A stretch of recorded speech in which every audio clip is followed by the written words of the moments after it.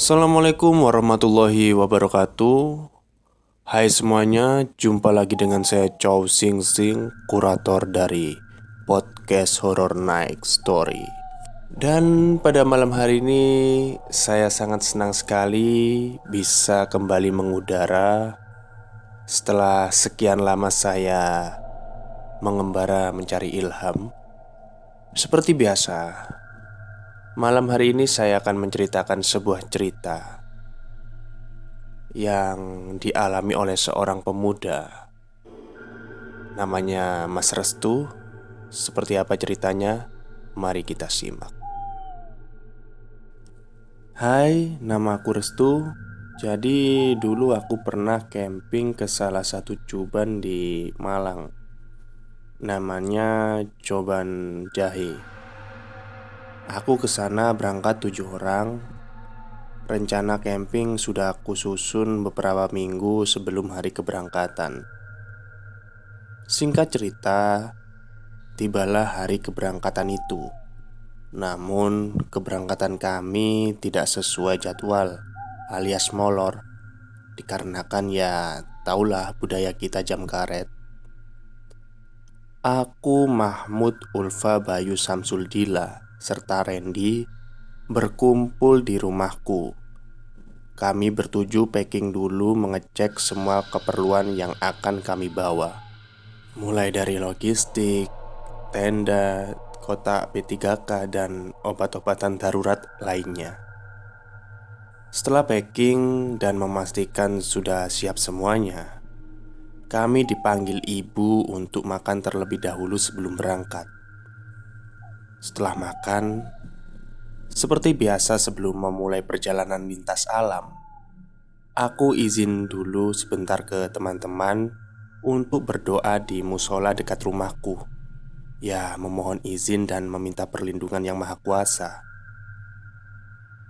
Ya, mengingat aku yang mengadakan dan mengajak acara camping ini, tentu saja aku adalah yang paling bertanggung jawab dengan rombongan ini. Aku nggak mau ada hal yang tidak diinginkan terjadi nanti. Oke, sudah siap semuanya? Ayo kita berangkat, kataku mengajak mereka berangkat. Kami pun mulai menunggu bis di halte. Untung saja bis sepi, jadi kami semua dapat tempat duduk. Bis jurusan Surabaya Malang. Setelah sampai di Terminal Arjosari Malang, kami ganti oper angkutan. Setelah beberapa jam di perjalanan, akhirnya kami sampai di tujuan kami. Aku dan teman-temanku turun di depan jalan masuk kampung. Dari jalan inilah kami akan menempuh dengan jalan kaki sejauh 7 kilometer. Waktu saat itu menunjukkan sudah hampir jam 6 sore. Ya, sudah memasuki waktu maghrib. Di sini mulai ada yang aneh dirasakan oleh adikku Mahmud. Saat pertama kali turun dari angkutan, pertama menapakkan kaki, adikku langsung merasakan sambutan. Tiba-tiba angin dingin terasa menusuk tulang-tulang adikku. Tapi adikku tidak menceritakannya waktu itu. Dia hanya menceritakan kepada kami saat berada di lokasi camping. Adikku ini memang memiliki kelebihan, bisa melihat dan merasakan hal-hal gaib. Akan tetapi, dia tipe anak yang tidak akan mau bercerita kalau tidak didesak. Oke, kita lanjut bercerita. Aku mengajak melanjutkan perjalanan. Sambil berjalan, aku sedikit menceritakan kondisi jalan dan medan yang akan ditempuh. Sampai aku teringat bahwa ada yang belum aku sampaikan, dan itu membuatku sempat tak bicara, yaitu mengenai seperti apa air terjun ini di malam hari. Karena sebelum camping dengan mereka, Aku sudah pernah camping di sini dan hanya berdua dengan sahabatku. Memang tempat ini bukanlah tempat yang biasa untuk camping. Hal yang belum aku ceritakan kepada mereka adalah cerita bapakku yang dulu waktu masih muda pernah camping di sini. Konon air terjun ini ada sosok penunggunya, yaitu ular jengger yang eksistensinya akan mulai muncul setelah maghrib. Waktu dulu camping hanya berdua dengan sahabatku, aku benar-benar tahu dan merasakannya. Saat itu aku 3 hari camping di sini, dan setiap selepas waktu maghrib selalu terdengar bunyi seperti kokok ayam hutan dari arah air terjun.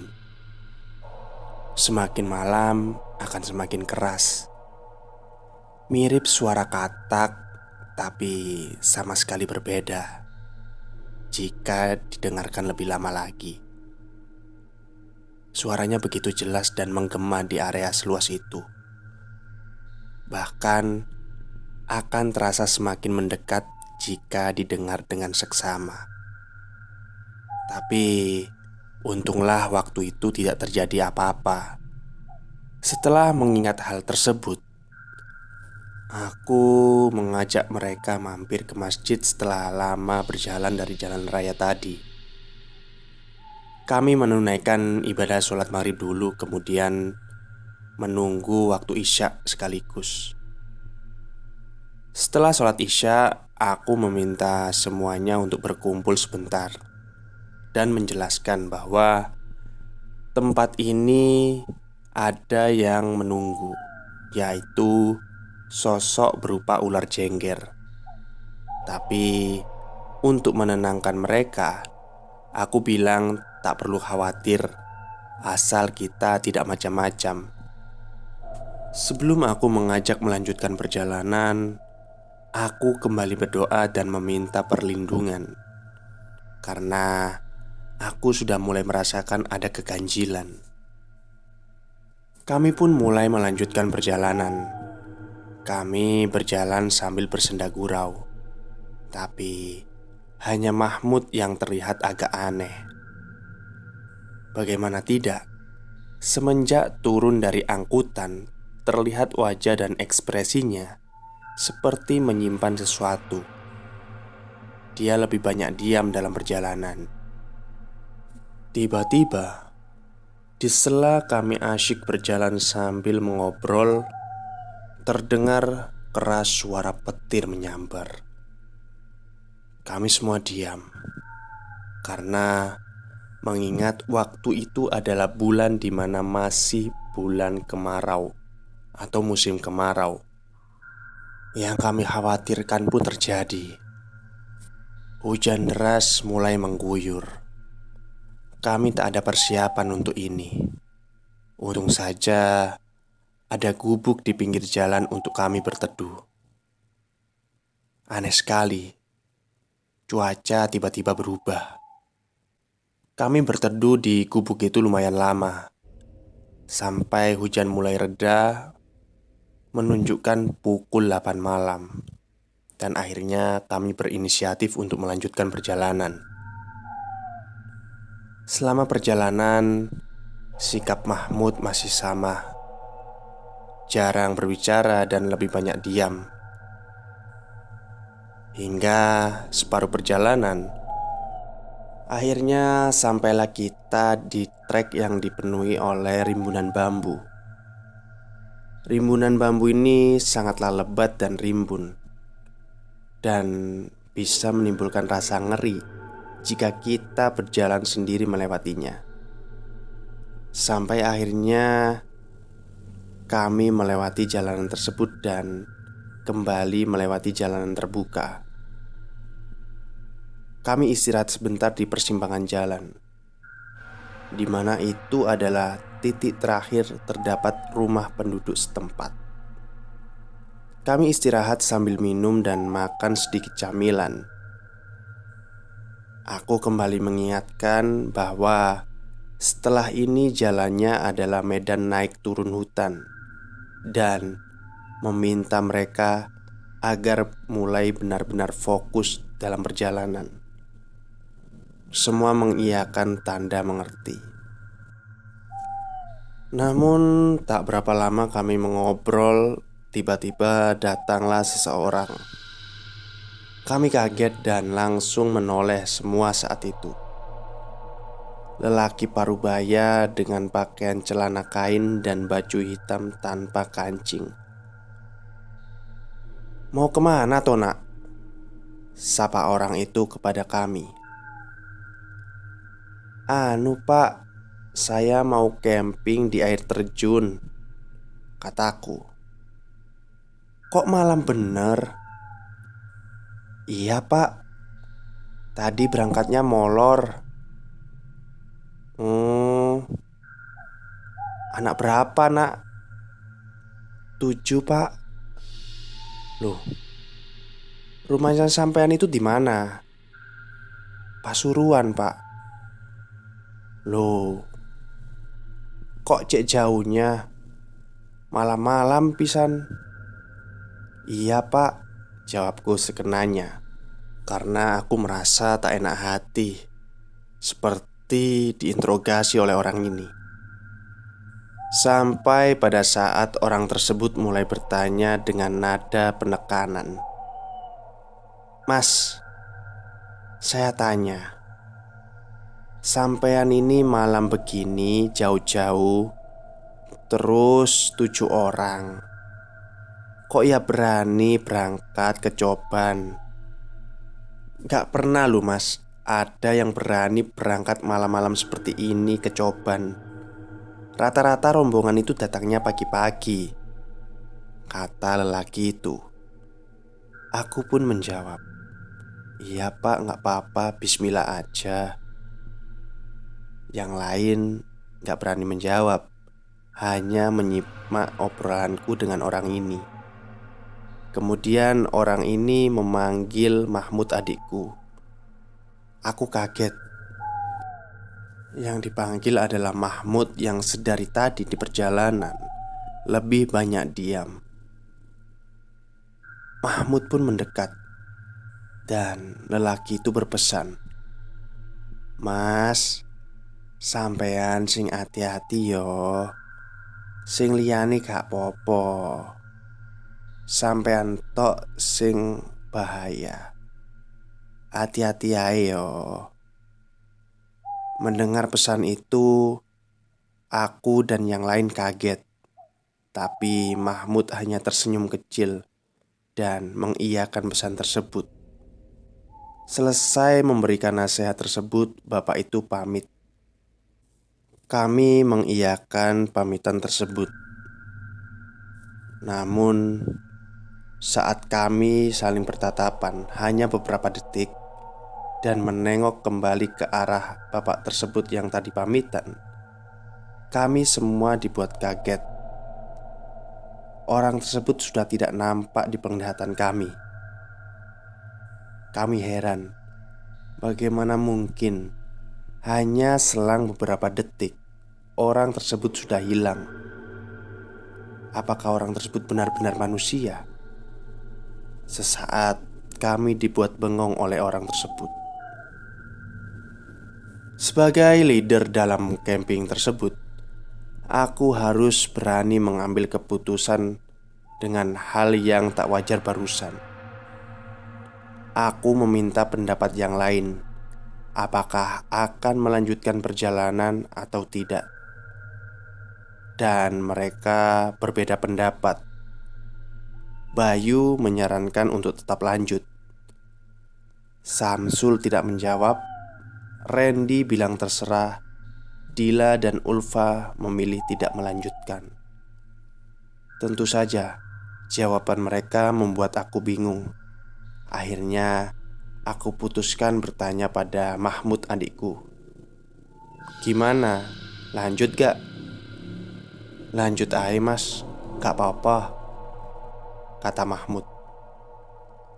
Aku tak puas dengan jawaban Mahmud. Dia menjawab dengan muka menunduk tanpa mau memandangku. Melihat sikap dan jawabannya yang seperti itu, aku pertegas lagi pertanyaanku, sembari memegang pundaknya. Yang bener, ini bukan mainan. Ingat kan pesan orang tadi? Kataku jelas. Dan Mahmud pun akhirnya menjawab dengan pasti, "Ya terus aja, nggak masalah." Meski masih terlihat sedikit keraguan dari jawabannya, akhirnya aku putuskan untuk melanjutkan perjalanan. Aku ajak semua mendekat dan berkumpul. Kemudian kami memulai berdoa dan bermunajat agar tidak terjadi apa-apa. Bayu yang di sampingku menempuk pundakku dan mencoba memberi masukan positif agar tidak perlu khawatir. Namun, aku tetap mencoba untuk berkonsentrasi hingga akhirnya aku mendapat gambaran dalam pejam mataku. Aku melihat samar wajah Dila dan Bayu. Aku langsung kaget dan membuka mataku. Setelah mataku terbuka, aku diam sejenak. Masih ada keraguan di hati ini. Namun akhirnya aku memutuskan untuk terus melanjutkan perjalanan. Aku mengajak yang lain lanjut, namun aku meminta Bayu untuk berjalan di depan dan aku mengawasinya dari belakang. Kami melanjutkan perjalanan dengan tidak berbicara. Mungkin kami sedang bingung di pikiran masing-masing. Agak lama berjalan melewati trek rumput ilalang yang lebih tinggi dari kami. Semakin lama perasaanku semakin tidak enak. Hal yang mengganggu pikiranku adalah wejangan dari orang tua tadi, hingga aku tak kuat menahan pikiranku dari keresahan. Aku meminta semuanya untuk break. Saat aku meminta break, anak-anak lain pun kaget karena kami baru saja berjalan. "Ada apa tau?" tanya Bayu heran. "Berhenti dulu daripada tambah gak karuan," kataku. Semua berhenti. Aku langsung menghampiri Mahmud dan mengajaknya agak menjauh dari yang lain. Aku tahu ada yang tidak beres. Aku sangat kenal Mahmud. Dia tidak akan bercerita atau menjelaskan hal gaib bila tidak didesak. Aku pikir mungkin dia tidak bisa menceritakan kepada yang lain karena khawatir akan mengganggu perjalanan. Setelah berjarak sekitar beberapa langkah dari yang lain, aku bertanya sambil memegang kedua pundaknya, "Yang benar ini, ada apa ini?" Namun Mahmud masih enggan berbicara. Sekali lagi aku bertanya dengan nada yang agak tinggi, "Ceritakan, ada apa ini sebenarnya? Sampai ada orang yang memberi wejangan seperti tadi. Ini masalahnya keselamatan rombongan.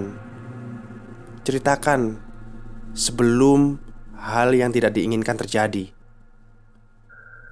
Setelah mendengar aku berkata dengan nada agak tinggi, akhirnya Mahmud bercerita.